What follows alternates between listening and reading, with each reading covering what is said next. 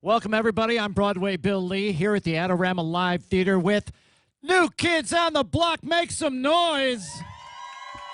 Yay, yay. Babe, I want to have you, baby. Okay, please welcome my lovely co-host. This girl knows everything about these guys because she's been a fan since she was 10 years old. Please welcome from E! Entertainment, Jen Paris. Hi. How are you guys? You look like you were probably 5 when you were a big fan. You look, I'm 32. Yeah, so that's, you were a young one. 5? Yeah. My first concert was you guys at the Nassau Coliseum on Long Island, New York. My Wow. dad had to sneak me in because they wouldn't let anyone under the age of like 8. Yeah. And Wow, so I that's- guess it was probably, 7 or 8. I'm good like that. Thank with you. the- It was an awesome show from what I remember. Oh, All right, as long as we've embarrassed Jen, I want to give you guys a real throwback. Why was that embarrassing? Why was? Well, why Broadway? why she was that went way embarrassing? down in age. Because And it wasn't an Iron Maiden concert, and she Ah! wasn't like, yeah, man. No, so I'm just kidding. actually, I was the MC for your first performance in New York back in 1989 at a nightclub called Emerald City. And you guys did a midnight show. And it was your first appearance, and we broadcast the show live on the radio station at the time.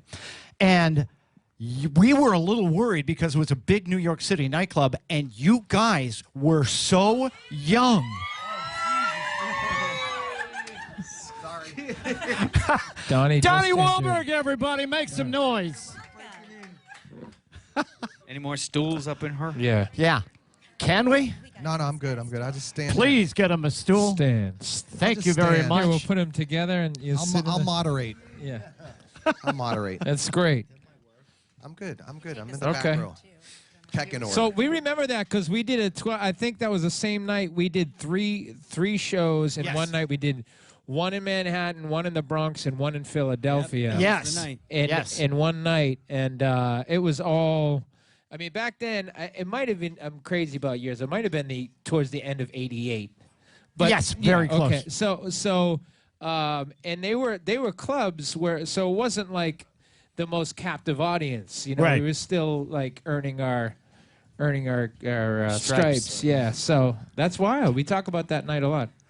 Yeah, well, what really had us a little worried is you guys were so young, and they had, age restrictions in the club. And Joe, seriously, I'm just saying how it was.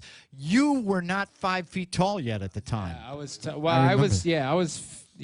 I was 15, I looked like I was 8 years old. Yeah. Well, let me throw it back. Donnie, you seem to, obviously, your brother Mark was in the group a long time ago. When very, it first, very briefly. Very briefly.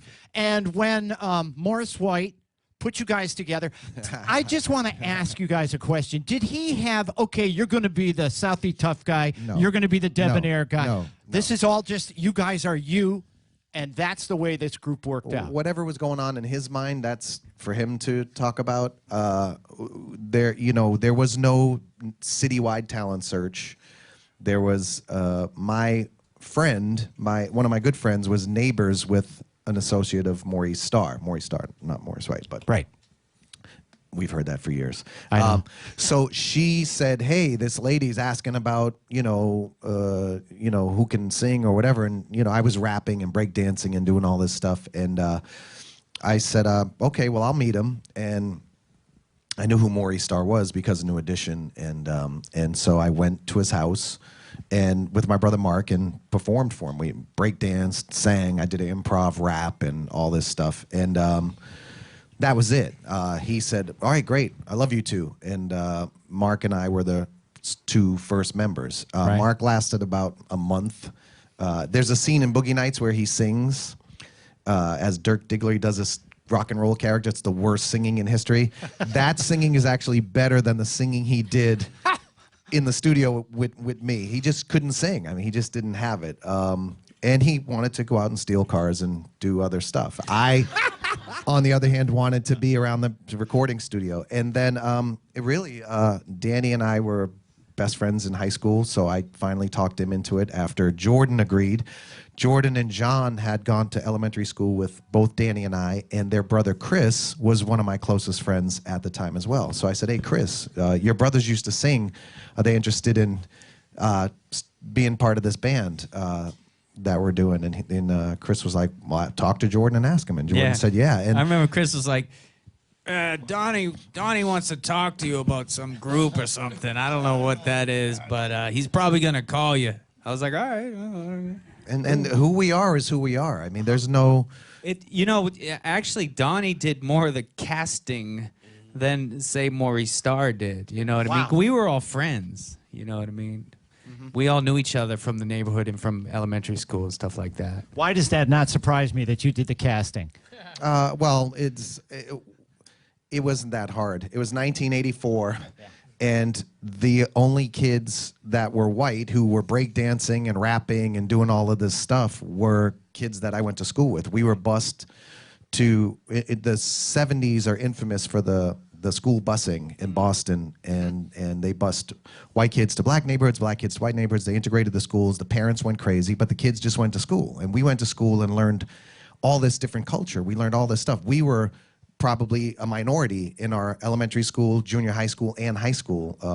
And so for us, this was just who we were and what we did. And, there really was no other guys doing this stuff. So, I kept going to Danny saying, come on, man, you got to do it. He was like, I don't want to do it. And so I'd go back to Maurice and say, look, I got 2 black guys, a Puerto Rican guy, and maybe another white guy. Let's make it a racial harmony group. And he was like, no, man, no. And that's where Maurice was right. He was like, no, it can't be that. And so finally, after I spoke to Jordan and he came and met Maurice and sang amazingly. I could hear him, singing. It was wonderful. I told Danny, I said, hey, man, that other guy who breakdances in a rival group from you, Jordan, is going to be in the band. And Danny was like, I'm going to do it. I'm going to do it. Danny got jealous. And then John was a package deal with Jordan, thank God.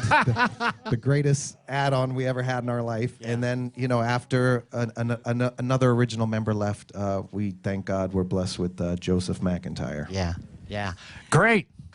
Let's talk a little bit about the show, because these ladies just saw episode 3. That's going to be airing next week. So, yeah, they just saw it. Yeah. So is that the one we mess up the lyrics and stuff on the song? Yeah. How fun is it? Funny. I mean, this is you guys in a boat filled with your craziest fans ever. How many cameras are around? How many girls are there? Walk us through just like what a day is like on the boat. Well, this cruise is, it started the first time we did it like 8 years ago, and we thought, what are we getting into? Is it going to be crazy? How are we going to deal with it? And we got on that first time, and we got on the Lido deck, for our sail-off party, and it was like, it was spring break in the best way possible. It was unbelievable. We couldn't believe it, and from that day, we just jumped in. And every year, we tried to make it better and better. And we take it very seriously. I mean, we want to give our fans the time of their lives. They're taking 4 or 5 days out of their lives and their kids and their jobs and spending the money. So we just and we get nervous because we want to take it to another level every year. And with the show, we could never really describe it. So it's refreshing to be able to finally go, well, here's what it is. You know what I mean? Watch the show on Pop TV, and you'll get the idea, because it's hard to describe it. But the thing is, with the show, and I know Donnie as a producer, we talked about it. We didn't want the cameras to get in our face too much. I think they did a great job at letting us have our experience. So it's not fake. We didn't feel like crowded by it. We were still there for the fans, and we were able to somehow, still get that bird's eye view. So we're all happy with the way it turned out this season. I gotta say, the family shots, the candid stuff that we see, is truly endearing. Your son Griffin, and he's right over there right now. endearing. He came to town for this one. When you get up and perform with Dad, that's just outstanding, awesome. Griffin. Yeah. Is this what you want to do one day? Yeah, you're good at it. You should. You certainly have the name for it. That's awesome. Danny, I just want to talk to you about that for a moment. This cruise is such mayhem, and it's so many people, and it's such a party with a capital P. How do you reconcile that with your daughters? What do you go through? Do you say, okay, tonight's going to be a little too big. You girls stay in the cabin tonight? Well, they're 17 and 18 now. So last year they were 16 and 17. I couldn't really restrict them too much. I mean, they're really great girls, and my son, who's 23, was there too. So I just make sure I don't do anything ridiculous that ends up on YouTube. And it's kind of worked out because they've been on most of the cruises. My dad has been on every cruise. So for me, it's like, just don't do anything dumb and you'll be all right. What do your kids think? I mean, they must go back and YouTube old videos of you back in the day breakdancing. Are they pumped? Are they embarrassed? No, they love all our old stuff. I mean, they definitely think some of the the hairstyles and the clothes are funny, but they're very proud of all of us, and they consider these four guys uncles. So That's awesome. John, by the way, you have always had the best hair in pop music. You guys remember the early pictures of John? Man, I used to look at the pictures and go, now how do I get my hair that straight and good looking? Man, you guys were pop icons. Speaking of pop icons, I'm sure you're aware of this. I don't know if you were aware of it when you started out, but you know how the Beatles, when they first came out, were four guys playing guitars behind their instruments, and all of a sudden, everybody had to do their format that way. They had to come out on stage looking just like that. When you guys came out, you became what's known as the first boy band. Certainly, there were other singing groups in the past. Certainly, there, especially R&B singing groups. But when you came out, you created the mold, and you set the mold. How did that feel to you guys when you started seeing all the second, when 98 Degrees came along and O-Town came along and, certainly all the other bands that now, even when you look at One Direction, I mean, how do you feel when you created a genre of music? It's hard to say. Thank you on behalf of all of us. It's hard to really look at it that way. I think I'm not sure that we look at them, at least speaking for myself, but I've been around the guys enough to sort of get a sense that I don't think we really look at it as that. Maybe as godfathers. We've performed with some of these bands and been around them, and there's a sort of a big brother thing, energy that you feel when we work with Backstreet Boys or The Wanted or whomever. There's a big brotherly thing. The Jonas Brothers, we beat them up pretty good in broomball at the Mixtape Festival. I think it's one of those things that, one day we'll look back and maybe see it that way. I just think we're still in it. We're still in this thing. We still love what we do. We have a great time. We love performing. We love making music. We're dads. We're husbands. We're so many different things that, really looking at that stuff, I think maybe we can relate to things. Sometimes I see, Justin Bieber speeding in a car. It's like, yeah, I did that, and we understand some of the things that boy bands are going through. I think initially, it might have been a little weird initially, like MTV, for example, was very anti-New Kids. They played us, but they didn't like it. And then, when all the other boy bands came out, it was like, oh, let's create a whole show for all these boy bands. MTV's Most Wanted, which we would be up against heavy metal groups and consistently be the #1 voted video. They would retire the video. It was basically, they would get rid of the New Kids so the hair bands wouldn't get pissed. And so that led to TRL. I mean, those things are far more fascinating. That, Rolling Stone readers voted us the worst concert of 1989, but how many Rolling Stone readers actually went to see the New Kids in 1989? Right. Probably none. Right. So, the marketplace changed. I think we could relate to the boy bands and understand what their experience is like, but what was fascinating is that people woke up. People used to be mad and say, we don't want the screaming girls and we don't want all that stuff, and not us, the powers, the gatekeepers. Right. And suddenly it was like, oh no, we need these teenage girls. Look at all the money they're spending. It became that thing where all the people who used to say no to us suddenly started saying yes to other ones because they saw money. And that's the only thing that really changed between us. I mean, the internet came along and the marketplace could handle more than one boy band. When it was us, it was only us. Nobody could compete with us.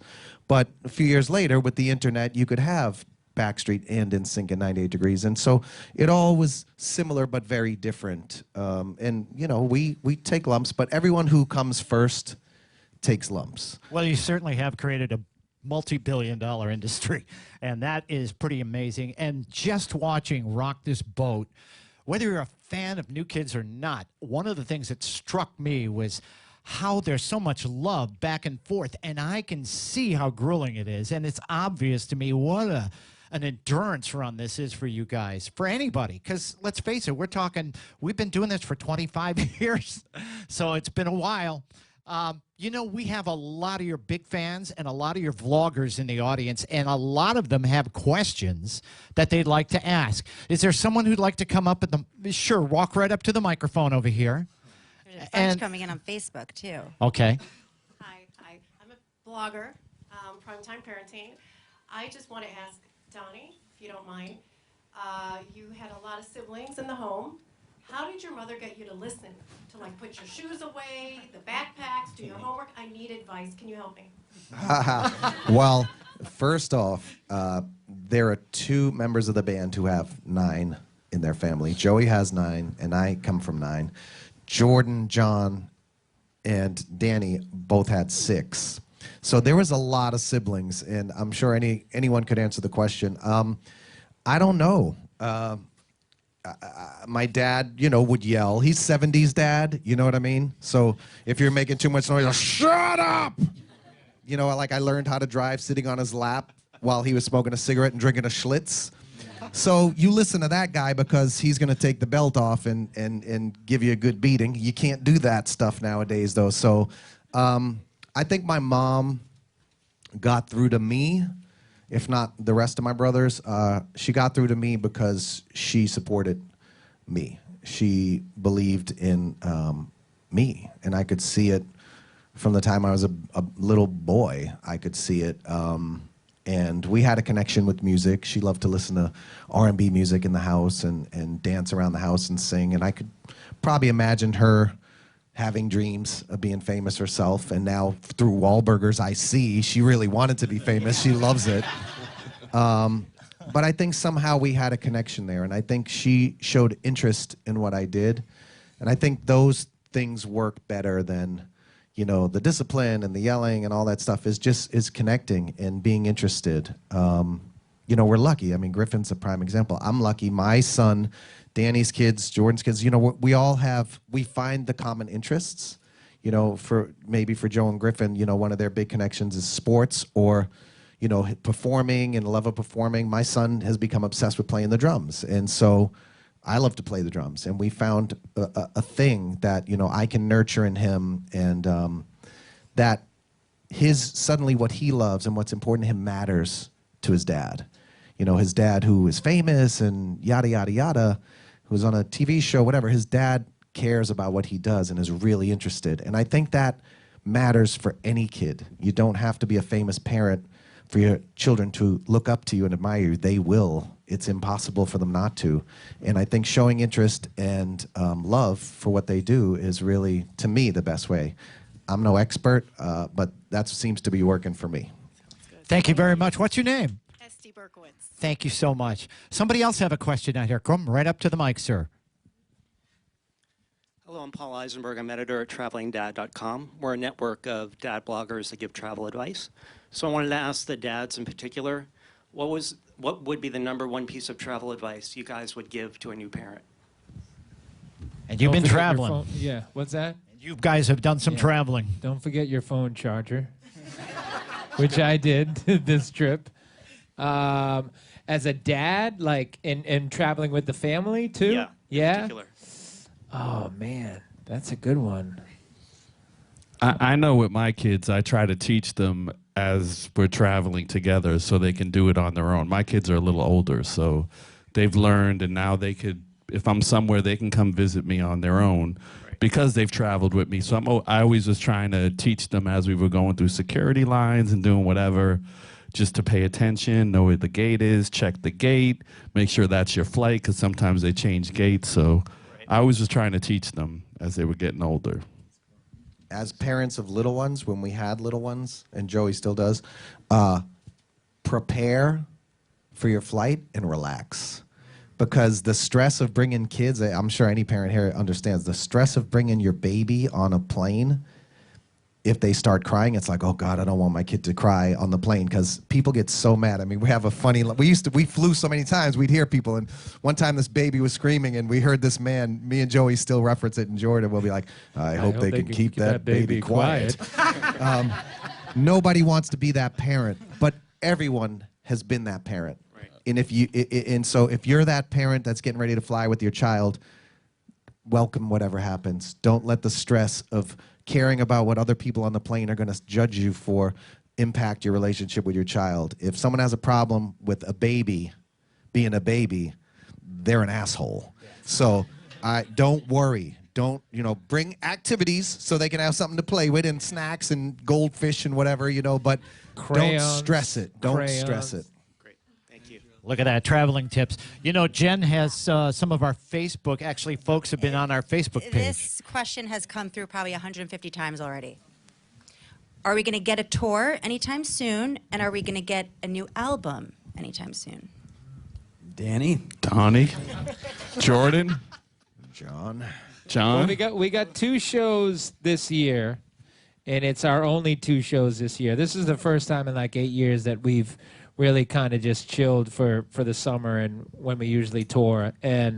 But we have we're in Coney Island August 4th. They have a new amphitheater out there, so we're going to be out there August 4th, and then Hershey, Pennsylvania at Mixtape Fest, and that's August 6th. So it's been a while. I mean, it's been a long time since we only did 2 shows, and I don't think they will be our final 2 shows. I was going to say, you didn't answer 2017 questions. Yeah. And then, and we've been talking about music just recently. I mean, we're literally just starting that conversation. So new music has been a great way to, infuse new energy, and we love making the records, and our fans love it, and especially for our live tours. So I think that's on the near close horizon. And you guys are going to have another fall cruise also for Rock This Boat, correct? That's right. Which is mayhem. I mean, could you imagine? Mayhem.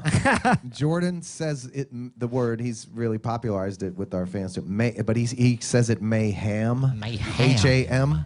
So we're all mayhem. We don't say hem. Sorry. Okay. Yeah, you guys have done this for 7 years, right? What's been like your favorite one story or experience? I mean, I'm sure it's tough. Oh, the cruise? The cruise. Thankfully, it's the last one. I remember, 80s night, I'm kind of a sucker for the 80s, you know what I mean? So we did 80s kind of prom night, didn't we call it? 80s? Yeah, this last year. And, all the music just, I guess it's the same way anybody feels about the 80s music. And we're lucky enough to have fans that, we have that connection, and they have the connection to our music. But, just dancing like an idiot, you know what I mean, for 4 hours on the top of a Lido deck with all your friends and our family and fans who are, our fans are family. So that was a good one. Okay, we have another vlogger out here with a question. Hi, what's your name? Hi, I'm Christy Ritz King, and my blog is Reinvention Girl. I also have a griffin, too, so I was excited to sit next to him. My question for you guys, I deal a lot with kind of reinventing yourself as you go through life, and if you're a parent and you had a different career, or maybe you're moving on, and clearly when I was 11, I didn't ever dream that I would be standing in front of you guys as adults doing the same thing that you were doing when I was 11 years old. And I know that you have various interests in, I'm watching on TV every Friday night, and I know you're doing other things as well. So my question is, how do you kind of balance who you are now and the roles you have in the jobs and professions and parenting with the guys you were in 1989? So, I guess you gotta, that's just history. Everybody has it. I mean, it probably feels like high school to everybody else, when you look back and you see those pictures, and that's part of who you are. What struck me is like reinvention. The only thing what came up to me when you said that was like, I thought you were gonna ask like advice or something, or how does that, is that you just start. I mean, I think often we think of ideas or we think of things that we want to do, and they just fade away. And if we're able to just take it literally step by step. There you go. Like you take it if you take it one step at a time, really, and you ask for help, ask someone. You know what I mean? Put it out there. Whether you say put it out to the universe, but you know, things take time. And sometimes I go, well, I'm never going to do that. It'll take too long. I'm starting to go, you know what? It might take 7 years. This project might take 7 years, but I'm going to start because usually things that are worthwhile take a long time to do. So that's my reinvention. Cool. Answer. We have another question. Hi, what's your name? Hi, I'm Vera Sweeney from Lady on the Blog. I'm looking at you all, by the way, and you're like the 17-year-old version of yourselves, which makes me feel young, so this all works out. We stayed young. We That's stayed right, young. that's right. Yes, yes. My question for you is the second go-around, what do you appreciate the most about this experience as opposed to your first time? Everything. Everything. The relationships with each other. The relationships with the fans, you know, the ability to be able to do it again. I think a sort of a way to look at it is, you know, everyone, you always wonder if you could go back and do something over again with what you know now, how much better you'd be, how much better the experience would be. That's what it feels like oftentimes. You know, we walk out on stage, we're not as nimble and quick, but we don't want to be. You know, we move much slower through everything and take it all in and leave space for gratitude, you know, and it's just every single thing about it is better. And that's not to diminish the first time around. I mean, the newness of everything, the first time people screamed for us, the first time we said, oh my God, this is like Beatlemania. I mean, those memories we'll cherish forever. But this time around, you can feel it from the fans. You know, they're so much more grateful and appreciative, and we can feel it amongst each other. It's just the blessing of being able to do this as adults who've lived and had families and had experiences, and to come back and appreciate how precious it all is really, you can't put a price on it. It's why we would stay on a boat for 4 days and really not sleep and try to meet and shake hands with and take a selfie with every single person on the boat. It means that much the second time around. I got to say, too, that's it. You can tell watching the show Rock This Boat on Pop TV Wednesday nights at 8 p.m. That the dynamic is so much now because we have all grown up together. There is so much less pressure on you guys to be perfect, to be great. And the mistakes are wonderful. Forgetting the lyrics, the best part is that, hey, they're not crazy girls anymore. They're grown-up adults with their own kids. You guys are dads. And the beautiful dynamic of that is you just all get along as adults. What a cool way to have less pressure, huh? Another blogger? What's your name? My name is NJ Rungner, and my blog is A Cookie Before Dinner. And my question is, what happens after the cruise and you depart? Do you sleep for a week? Do you recharge? What does self-care look like when you're done being the new kids on the block with all your fans on the cruise for so long? John slowly gets his voice back. No, did you stay like a couple days after in Miami? I used to get into port and spend 1 day in Miami, but usually we'd go on tour immediately after. So we'd have one recovery day and then go, but now it's in the fall, so I think I was chasing bad guys through the streets of New York on Blue Bloods when I got off the boat. Yeah. But it's intense. I mean, what I can say is my ears are throbbing. I hear the music and this percussive echo, you know, sort of like when you hear the sea, it's like, whoa, whoa. It doesn't stop for like 4 or 5 days. Well, and you're on the boat and it's moving for 4 days. So then when you get off the boat, you're like walking through the airport like this. You're still like, whoa. Like that takes a while to go away. That might be you hungover from the last night. Might be. But it's you know, not clinically, but it's depressing. For a couple of days, you're depressed in different ways. I mean, and I know our fans feel this. The come down off of that cruise takes a couple of days. Well, I think that's all that we have time for. Oh, one more. We're going to have one more question from the audience. Yeah, one more. I'm short. Hi, I'm Nikki, and I'm from the blog Playing All the Way. And I would like to know, out of all the things that you've done and all your experiences, what is your most memorable experience together as a group? And if there's time, what are some things you're looking forward to in the future? Joe? Our most... It sounds good. Danny? A really great memory, because the past 8 years have been so amazing, was when we opened the tour in 2008 in Toronto. And this, we had this riser that came up, and to hear the crowd again sound like it did, however many, 25 years ago, whatever it was pretty amazing. And it's kind of been that way the past 8 years. I'm always surprised and very grateful for all the things that happened to us. But that opening the 2008 tour was pretty special. There's so many moments that there's so many, it's hard to pick one. And so many big moments. But there was one moment when we were in the dance rehearsal. We just reunited, and we hadn't done a dance step together in maybe 15 years. And we used to perform for an hour and a half, 2 hours, 2.5 hours, whatever, on stage, and now we're trying to put a whole new show together. And we're like back in the studio, and we're kind of like really rusty. And we had a song, Summertime, that we were about to put out. And we were like, we just got to get this song, like, we got to get it down, like, we got to do it. And I think we finished about 4 bars, which is about 8 seconds of dance moves. And we got like 8 seconds of choreography done, and it was one of the greatest moments. Just to see us in the mirror, like doing it all together again, it was like, there we are, we still got it, yeah.